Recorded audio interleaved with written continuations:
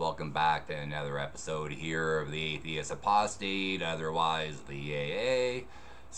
And I'm coming with a video here, kind of following up to my last one, and also picking up on a old, what do we call it, feud, beef, kind of childish, exchange back and forth. And yeah, I can say it was childish. Oh yes, I can say it was childish. That was 8 years ago. I was a little less mature, a lot cockier. I can admit it. I was a lot cockier then than I am now, come to believe. So guys, I'm coming to you guys with a discussion here. I want to know your guys' views here on my hypothesis, and I won't call it a theory. It's a hypothesis that I do share with others out there. So I'm sadly ashamed to say to myself, I did not discover it when I thought I did many years ago.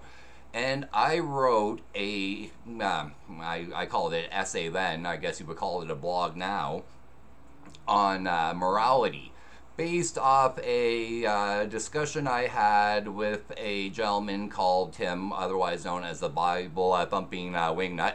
And this isn't really a call out, but yeah, it's a call out.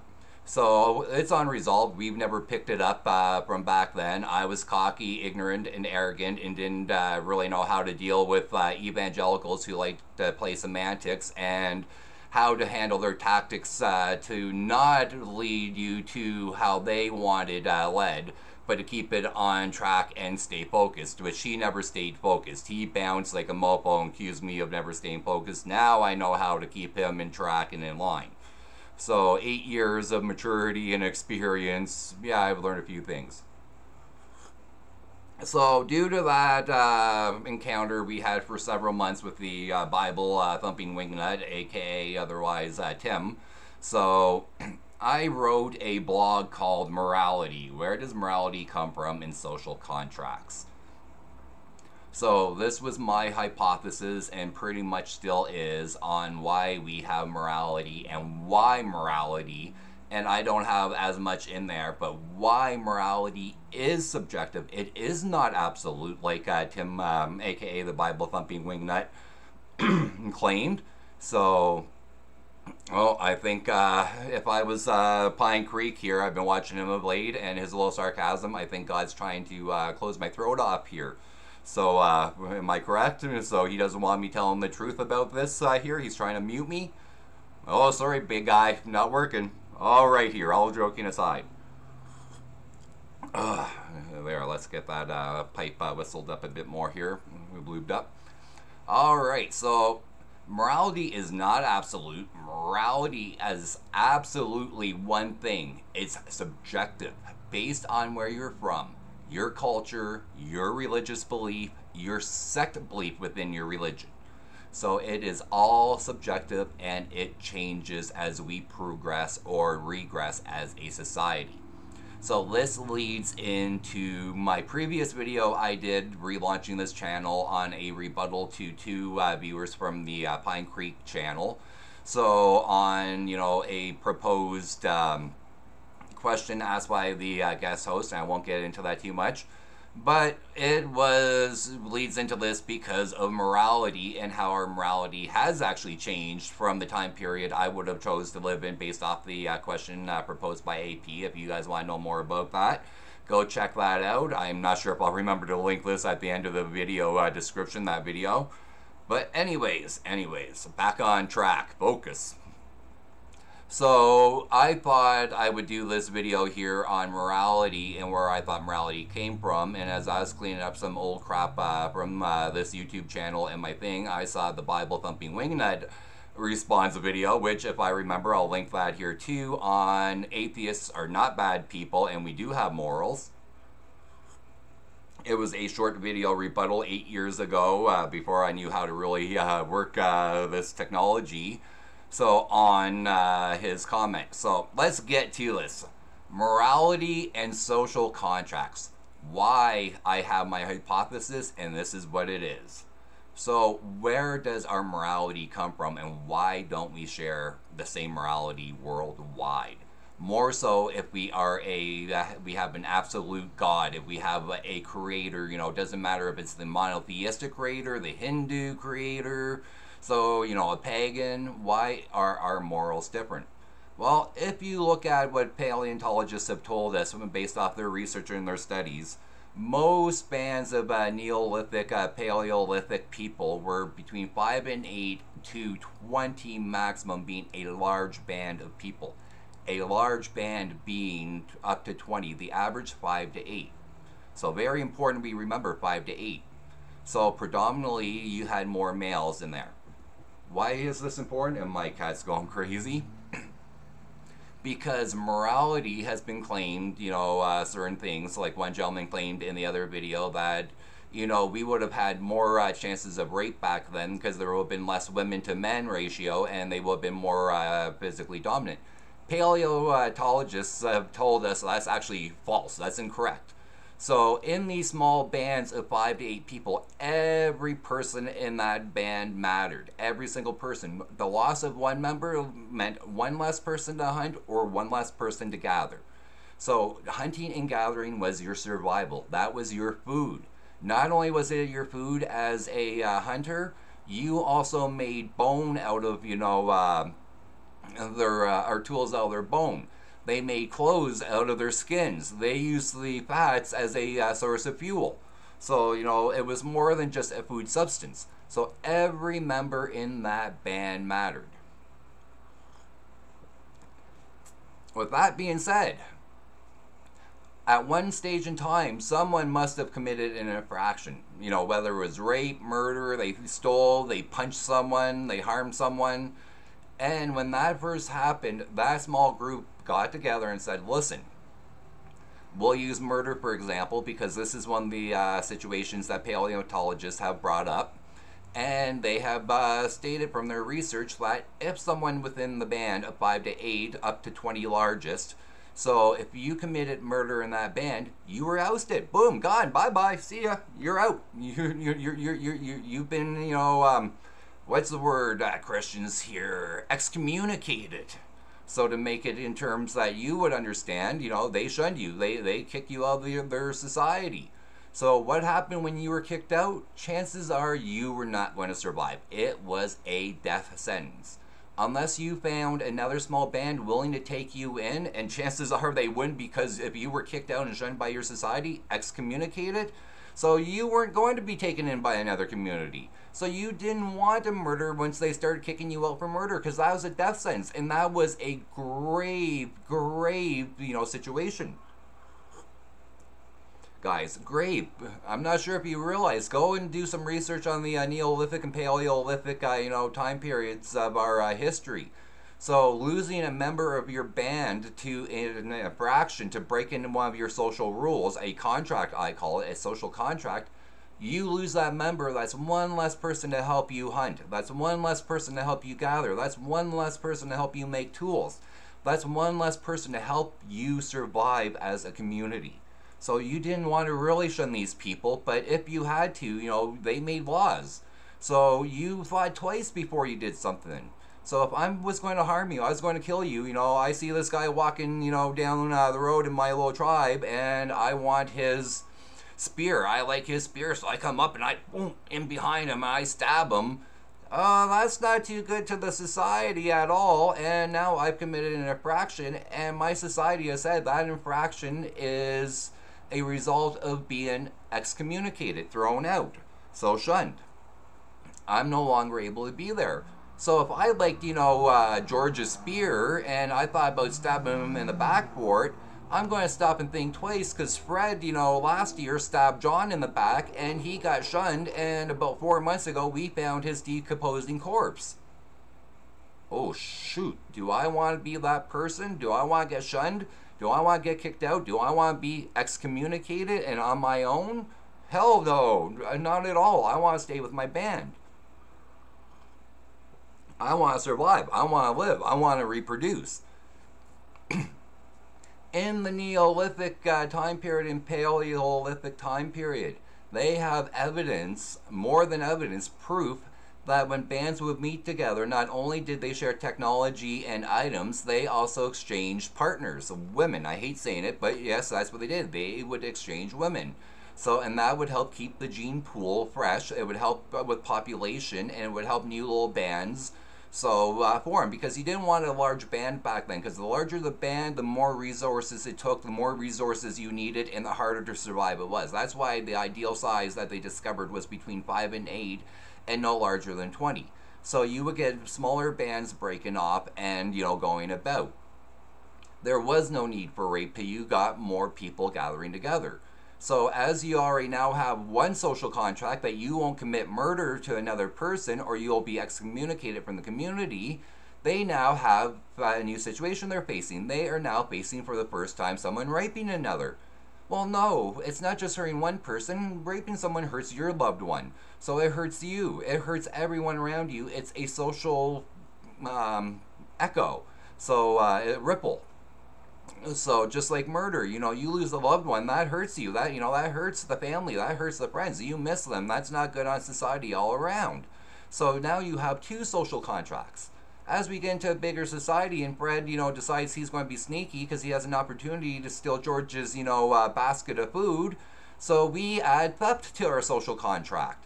So as we advance as a society and we face new situations, we either say, yes, we like them and we accept them and it's not harmful. Or we say, no, we do not like them, they are harmful to everyone as a whole, and we're going to make a social contract, and in that social contract, we're going to have penalties for breaking certain rules. So, and that is how morals come, because if you want to talk about morals, let's go back to the Old and New Testament where slavery is, and I'll put the links, all the verses down in the bottom eventually. So here for you guys. But if you look back in the Bible, slavery was a sanctioned law by God, a sanctioned activity. It was. Don't even try to say it wasn't. It tells you how long you can own your slave, how you can punish your slave. So in the Christian version of the New Testament, and not going to the Jewish, because the Jews don't accept the New Testament, Christians accept the Old Testament. There's no dispute on the Old Testament with the Christians. The Jews reject the New Testament, and in the New Testament, Paul tells you the same thing on how you can own your slaves and how you can treat your slaves, and if they can marry, and who the property of the kids are. It's there. I'm sorry to say, go read your Bibles. I grew up LDS. We know the they know the Old Testament from start to finish. If you look at their version of the Old Testament and New Testament, it's pretty much the same as the rest of Christianity's. Minor slight differences, but it's the damn same. After I left Mormonism, I went from a few different Pentecostal faiths to a few different non-denominational born-again faiths.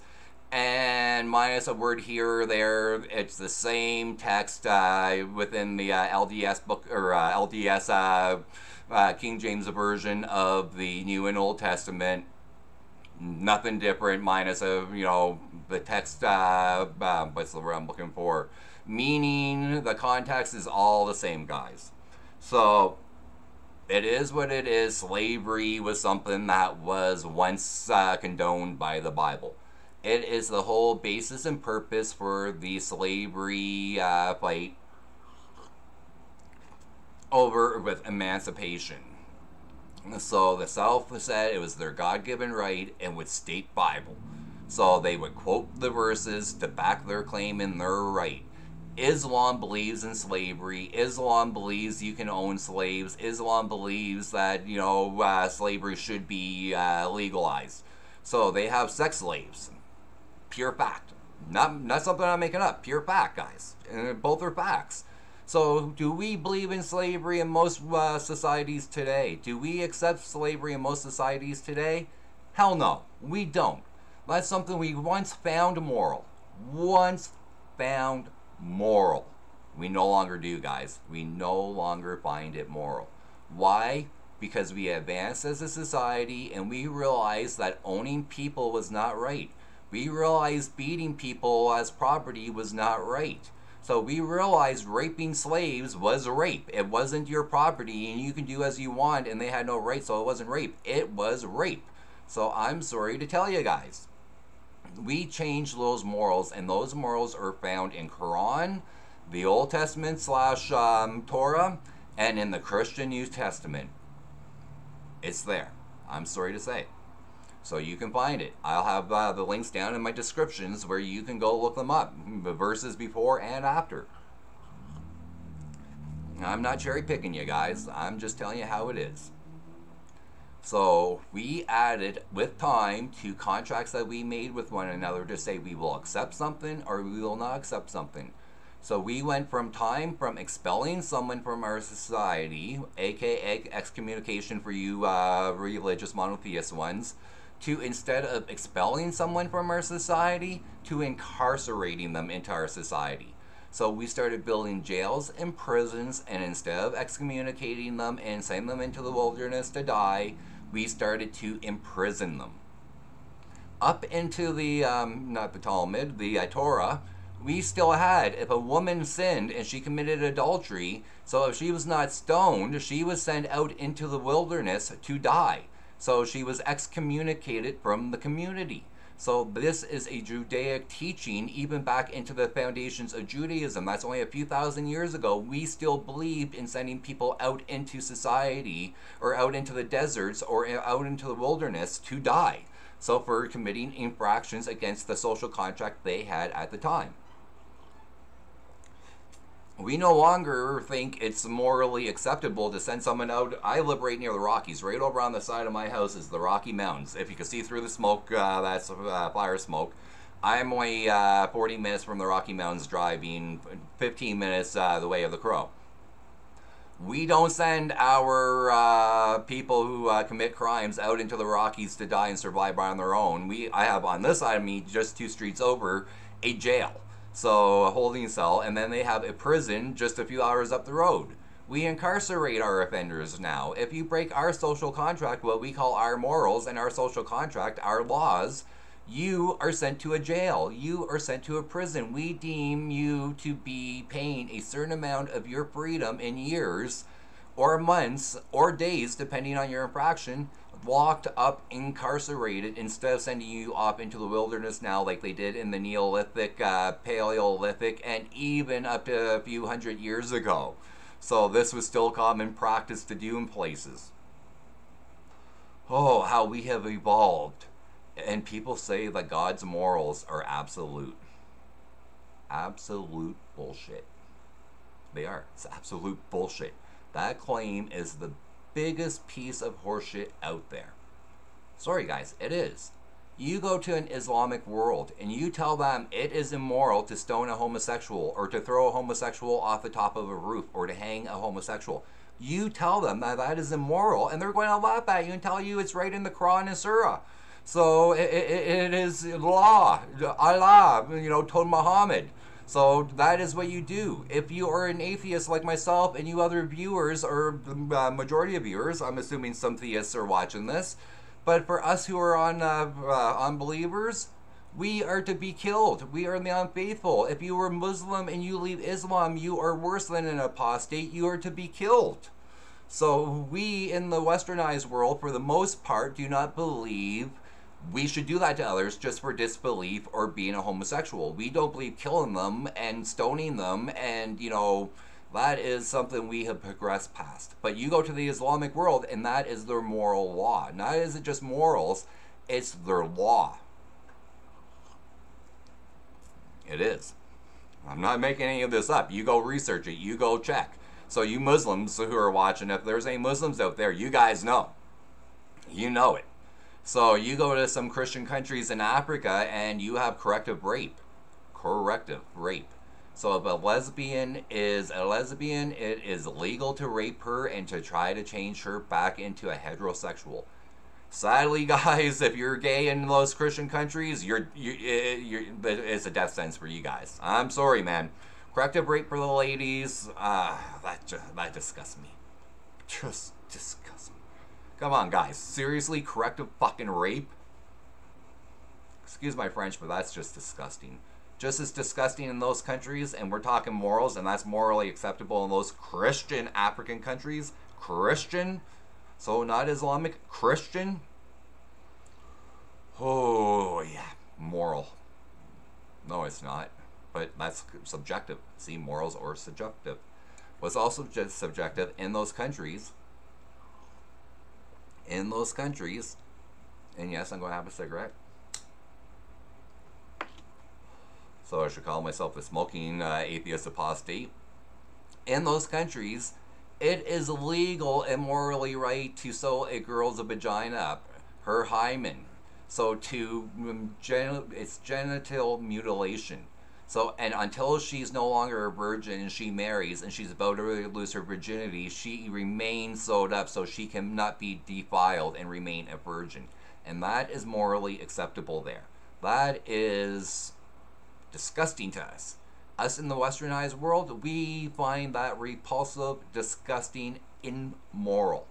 But they believe in the same God as the westernized world do.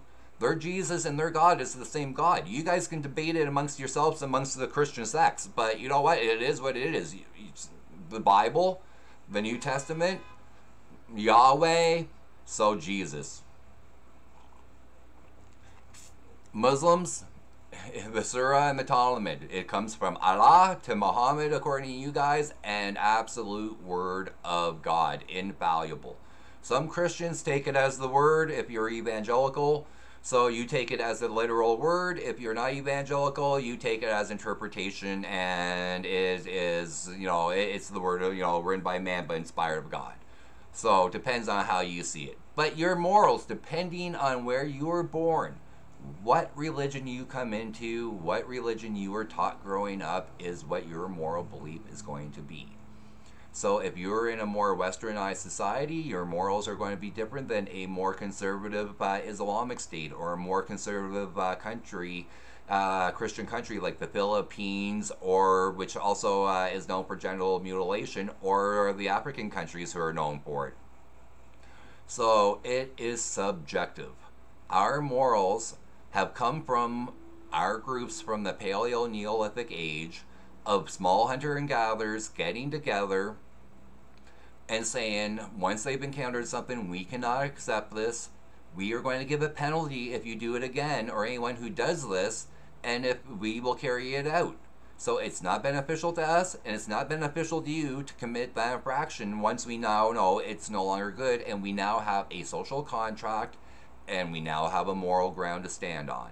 So, and we build upon it. And as we get wiser and we realize stuff like slavery and harming a homosexual based off their sexual preference, so, or stoning an atheist, or, ripping apart another person, another Christian from a different Christian sect.